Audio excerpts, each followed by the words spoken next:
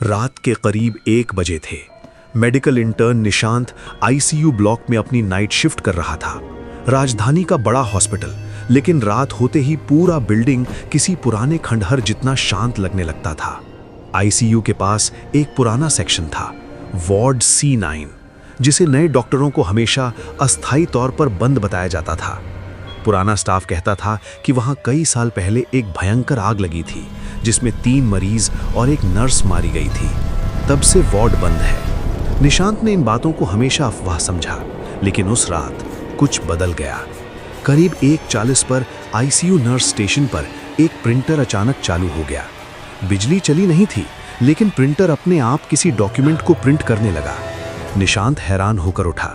Printer से निकली sheet पर लिखा था, discharge slip, patient, room C9, bed 3, तारीख आज की आधी रात, डॉक्टर का नाम खाली, साइन खून के धब्बों जैसे निशान। निशांत को तुरंत शक हुआ, C9 तो बंद है। उसने डिस्चार्ज स्लिप को हाथ में पलटा। पीछे किसी ने एक लाइन लिखी थी, तुमने देर कर दी। निशांत के हाथ कांप गए। उसने तुरंत सीसीटीवी खोलकर C9 का कैमरा देखा। स्क्रीन पर अंधेरा था, लेकिन एक खिड़की की परछाई में एक बेड दिख रहा था, जिस पर कोई बैठा था। निशांत ने सोचा कैमरा ग्लिच कर रहा होगा, लेकिन तभी स्क्रीन पर बैठे शख्स का चेहरा धीरे धीरे उठने लगा, बिल्कुल काला सफेद, जैसे जला हुआ हो। और फिर उसने सीधे कैमरे में देख लिया। स्क्रीन पर जोर की स्टैटिक आई। जब स्क्रीन साफ हुई तो वो शख्स फामीन से गायब था। निशांत ने झटके से पीछे मुड़कर देखा। वही जला चुका चेहरा आईसीयू कॉरिडोर के आखिर में खड़ा था, बिना हिले, बिना पलक झपकाए, बस उसे घूर रहा था।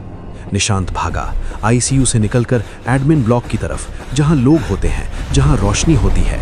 दौड़ते दौड़ते उसने डिस्चार्ज स्लिप अपनी जेब से गिरते देखा, लेकिन जैसे ही वो उठाने झुका, उसने महसूस किया कि पीछे खड़े किसी ने धीरे से फुसफुसाया, अब तो मुझे डिस्चार्ज मिल गया है।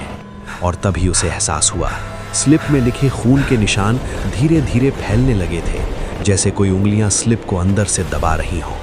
निशांत ने दहशत में स्लिप फेंक दी, लेकिन स्लिप हवा में नहीं गिरी, वो किसी अदृश्य हाथ ने पकड़ ली थी। और अंधेर कॉरिडोर से धीरे धीरे जले हुए कदमों की आवाज आने लगी।